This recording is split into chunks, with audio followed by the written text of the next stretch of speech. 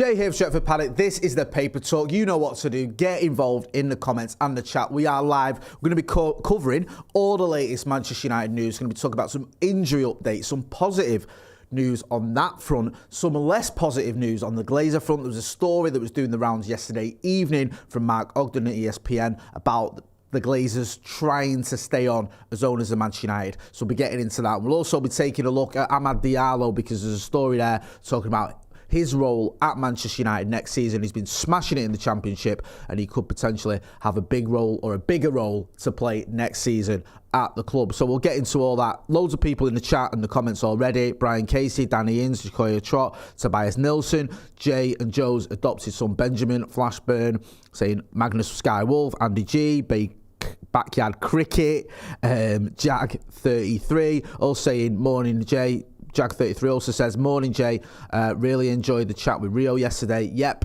we had a chat with Rio Ferdinand, myself and Joe Smith. Had a quick chat with him, talking about the Glazers, talking about the Van Dijk Vidic thing, if you can call it that, the comparisons, talking about the captaincy as well, Harry Maguire and Bruno Fernandes. So go and have a look at that after you've seen this video though. Don't go just yet, because obviously we want to go through the news first, because there is quite a bit of news to get through. We'll start with Amad Diallo.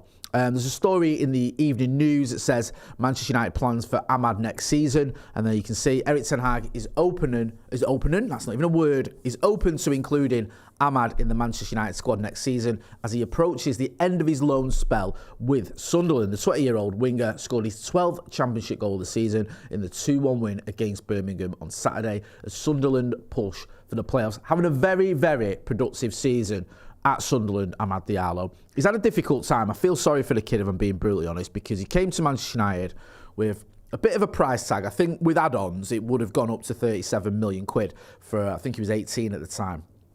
So, massive amount of money for a youngster. I'd played, I think, 54 minutes in professional football at Atalanta. We spoke to Fabrizio Romano at the time, who was waxing lyrical about him and actually said United did the right thing getting him early because he'd spoken to some other Atalanta players who'd been raving about him, and he said he was surprised that Juve or someone, one of the Italian bigger clubs, hadn't come in for him, and he felt United were right to go early, to get him in before someone came in for him, because then the opportunity would have been gone unless you were going to pay silly money for him. The issue we had, I think, with Diallo was, at the time, it was a bit of a not a transitional period in terms of manager. There was a few players that came in. There was Palestri, there was Cavani, there was Donny van der Beek, there was Alex Telles. If you remember that sort of deadline day frenzy that we had. And there was a few question marks on, what's his role? Is he going to play?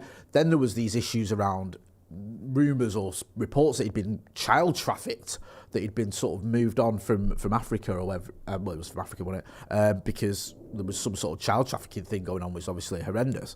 So he had a lot to deal with when he first came to Manchester United. Played some games, did quite well. He scored, didn't he, in Europe. And he's now got a loan move where he went on loan last season as well, to Rangers, I think it was, wasn't it?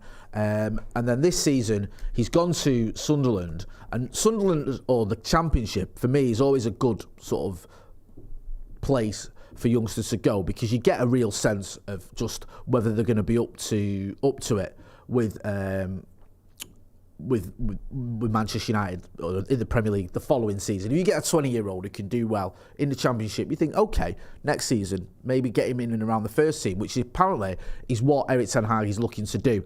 He's saying, according to this report in the Evening News, that Ten Hag and United staff are pleased with the Ivory Coast international's development, having suggested he required a run of 10 starts to showcase his qualities.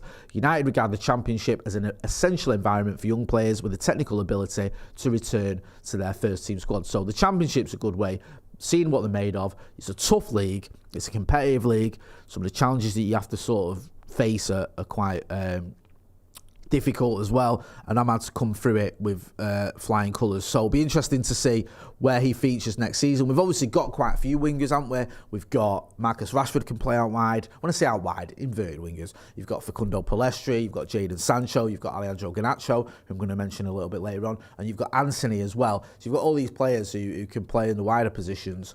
But Amad Diallo, it looks like he's done enough to feature in the squad next season, and I hope he does. I think it'd be counterproductive to send him out on loan again. I think when you've had a loan where you've played 33 games and scored 12 goals in the Championship, you're obviously doing well. Now you need to come back to Manchester United and show us what you made of in the first team, and I also think we could use him. And I think, when we look at some of the injuries we've had this season, he probably would have got a few games this season, to be honest with you. If you look at Palestri, I think them two are on a similar sort of level and trajectory. And Palestri's had, is it 9 games so far for Manchester United? So there's no reason to think that Diallo couldn't have featured. Hopefully he can next season. Let us know what you think. Get involved in the chat. Ed says, big up our favourite Baldy. And Jay, thank you. Jay's Bell Deed, or Dehead, says, could I get your ranking of Amad, Garnacho and Elanga? Good question. I would rank Garnacho at the top, Amad Diallo second, and Anthony Elanga, unfortunately, I put in third place in that. I worry for Elanga's United future, if I'm being honest. He's just not really doing much, is he? And I do like the kid, and I feel sorry for him because I think he was overplayed under Ralph Ragnick when he shouldn't have been playing that many games. But I'd be surprised if he had much of a future at Manchester United, and I hope I'm proven wrong. Croxy says, hey Jay, love the shine on the noggin today. Thank you, I buffed it up special. I'm glad you noticed. Peter Griffith says, Amad is a special talent. He is, he looks like a very talented young lad indeed, and I hope we see him next season, and I hope he's doing well. Talking of talented youngsters, should we talk about Alejandro Gonzalez? He posted a picture that he was back with his boots. There you can see a little picture with a smiling emoji as well. Garnacho, who's obviously missed quite a few games recently, was had that long-term injury. Picked up against, was it Southampton? I think it was, wasn't it? Was it Southampton? I can't remember, to be honest with you. All the games sort of mould into one. Yeah, it was Southampton. And when he went down, I think most of us thought it wasn't that serious. And then obviously it was. And he's been out since. But looks like he's got his boots on. Hopefully we can get him back in the team soon. He's having a good season, Garnacho, and he's only, 18? Got a couple of goals in the Premier League. I think he's got 4 goals in all competitions. Has been an effective player. He's one of those players that gets you, the crowd up for it. When he comes on, he runs at defenders, he gets in behind, he's so confident. He's an exciting player to watch. And I think was it the Villa game in a cup where he came on and was absolutely sublime. So yeah, big fan of Garnacho. Obviously got a last minute winner against Fulham as well, didn't he? A big 3 points for Manchester United. So I'm looking forward to seeing him back in the United shirt. We've just got to make sure we don't rush him back, because with any player, you don't want to rush him back from injury, but especially with a youngster. He's only 18 years old, so United have got to make sure we don't aggravate his injury or rush him back too soon, because we've seen that in the past with players and how that can affect them. Hit that like button, people. Come on, let's get to 200 likes. You can do it, please. Alonso Paul says, first time catching this live. Good morning, Jay. Good morning. Glad to see you catching the live finally. Where have you been, eh? Flashburn 52 says, smash the like button, Jay. Not Jay, he says smash the like button, guys. Also Santa Notch in the chat says, morning, Jay. George Sayer says, Jay Motty for PM.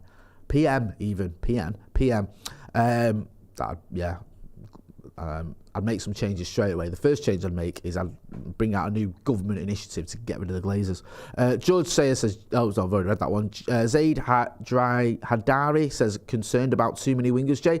I'm not concerned about too many wingers if, the quality's there. I think you can have, 5 or 6 wingers if they're all good enough for the first team. They're all challenging for places. And if 1 or 2 get injured, you've got someone who can come straight in, or if you need to rotate, or if you need to bring people off the bench. It's just, I worry that some of them aren't quite up to it. I think that in the case of Elanga, I'm not sure he's quite up to it. With Palestri, I think he's a very exciting player. I wonder whether next season he's going to be in and around the first team, or is he going to go out on loan? Now, you may say that's a step backwards after being involved in the first team this season, but you worry about when you've got Sancho, Anthony, Diallo, Garnacho, Rashford as well. He's probably going to play on the left if we bring in a number 9. That's 5 wingers.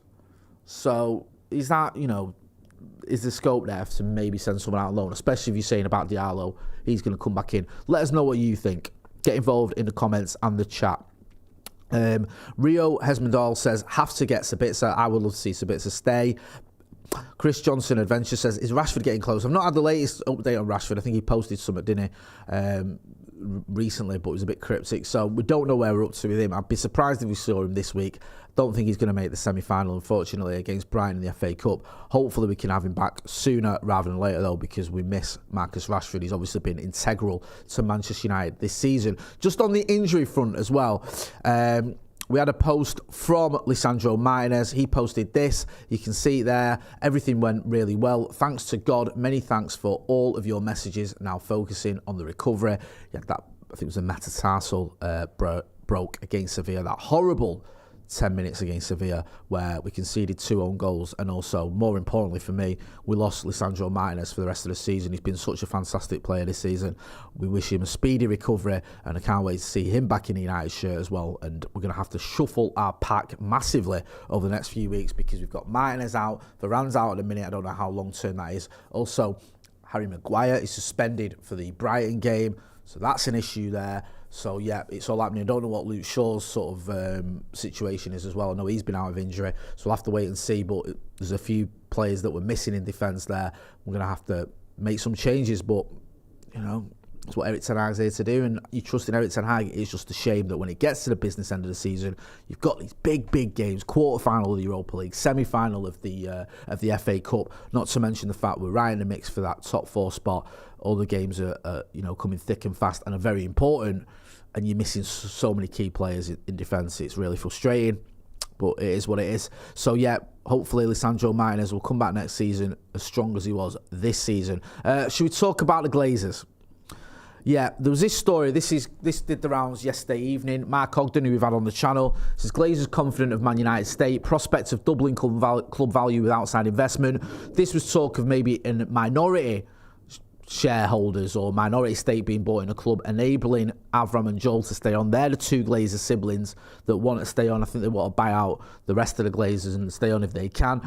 It looked like that wasn't going to happen. It looked like it was going to be Sheikh Jassim or Sir Jim Ratcliffe. Now there's talk that maybe there's this sort of, you know, equity firm. I think Elliott Group are involved, and there's sort that maybe they could come in, or there's 1 or 2 others that are being mooted as well. They come in, they buy a minority stake. That enables the Glazers to stay on. I think the response would be biblical if that happened. I really do. I think the fans would just be outraged, and rightly so. I would be outraged myself. I think the Glazers, who've done nothing over the last 18 years other than saddle the club with more and more debt, and have also taken all these dividends, have let the ground crumble to bits, and have not invested properly and managed properly in the first team, and also have let the training ground go to rack and ruin, but it's gone from being modern to vintage. So I just can't see how the fans would stomach it. And I think there would be a massive response, and I think it'd be a pretty toxic response, and I think it'd be right to be that response, because I don't think you can do what the Glazers have done to Manchester United Football Club and feel that you can just carry on regardless, as a beautiful South one sang. It's not going to happen. And I think if they do stay on, they're going to get a response that will make that Liverpool game where the game got postponed look like a bit of a tea party, because we've had enough of the Glazers as it is. Then it looks like they're going to sell, and then for them to turn around and say, actually, we're not, when we know we've got Sir Jim Ratcliffe and Sheikh Jassim bidding £5 billion for the club, which is a lot of money for a club that probably not worth that. When you look, you've got £900 million worth of debt. You've got, at least you need about £1 billion to invest in the stadium. Plus you need to invest in the training ground. That could be another billion. Plus the first team as well. You could be looking at buying Manchester United and having to spend £3.5 billion on things like players, the ground, the training ground, and the debt.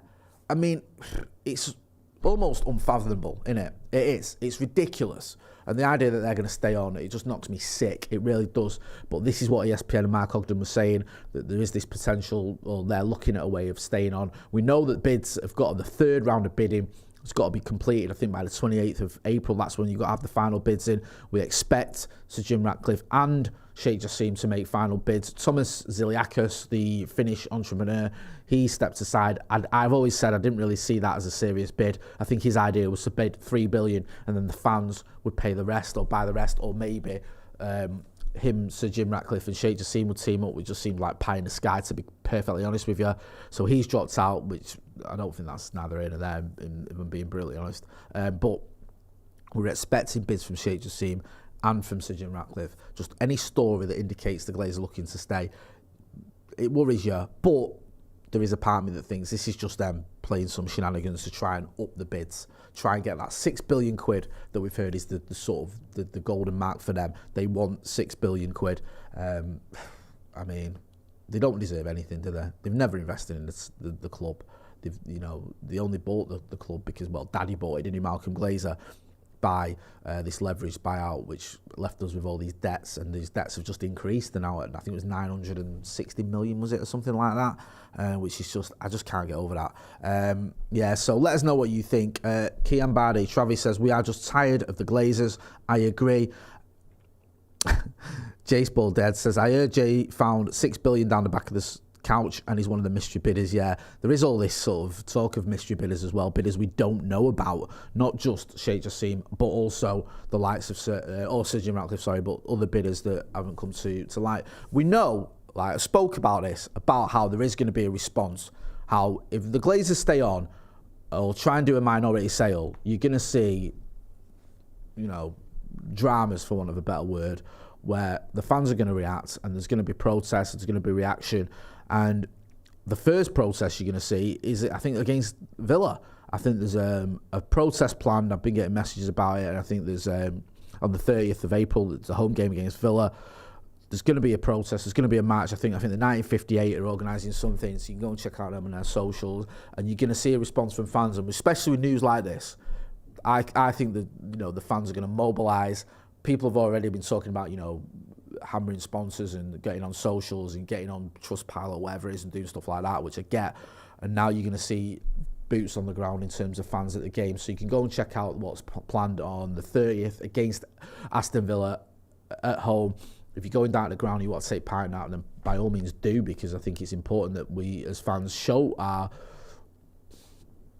Annoyance isn't a strong enough word. Anger, I think, is appropriate. Our anger at what is going on with Manchester United and the Glazers and the way they're treating this football club. So, yeah, get involved in that. You can, and, you know, show your support. And if you can't get down to the ground, then you can always go online. Anyone can protest. Anyone can take part. Anyone can voice their displeasure at what is going on with the Glazers and their ownership of Manchester United, because it hasn't been good enough at all. We asked Rio Ferdinand about it, and he was talking about, there's no dialogue, and maybe that could have helped the situation. A bit of dialogue between the Glazers and the United fans. I think it's gone too far now. I think even a dialogue, I don't think would cut it. I think we need to see them gone. I think they need to sell and move on, because quite frankly, you know, it's been a disgrace, their ownership. Gregory Conran says the issue is they don't care when they sell. Timing could be critical for the window. They don't care. They will be gone if not soon. Bad window. That's a good point, man. If they don't go soon, that could affect the next transfer window. And also there's this talk that they see the club increasing in value, maybe doubling in value over the next 10 years, whatever it is. So they want to keep hold of it because they can see themselves earning more money. Lauren Rose says, I hope they do leave. They've done enough to the club already. Short and to the point, absolutely spot on. Jamie Gillespie says, why do people ever listen to what ESPN journalists say? They are on par with the Express, so he's not listening to that one, or Jamie's not listening to that one. Wally Siddiqui says, I have a feeling they'll come up with another piece of news that they're up for a full sale prior to the Villa fixture damage limitation. I hope so. Adam Kenny says $6 billion is a stretch. They're only selling their controlling share, and they want the full $6 billion with the debt renovations and reinvestment staying. They're valuing us at over $10 billion. The valuation is completely skew. I know it's Manchester United and you think, oh, it's worth loads of money and everything. Look at the debt we're in. Look at the amount of money that needs to be spent on the club. I just don't see that. I just don't see the being realistic. I think that you're asking people to overpay, and people go, well, because, you know, Sheikh Jassim's got access to that Qatari money, he can pay what he wants. So Jim Ratcliffe's the richest man in Britain, he can pay what he wants. They're going to have a limit. I think even the Qataris will have a limit. I might be wrong, but I do. I just don't see it just being, yeah, we'll just pay whatever, especially when you look at what's needed, and there's that going to be that sense that you're just getting your pants pulled down here.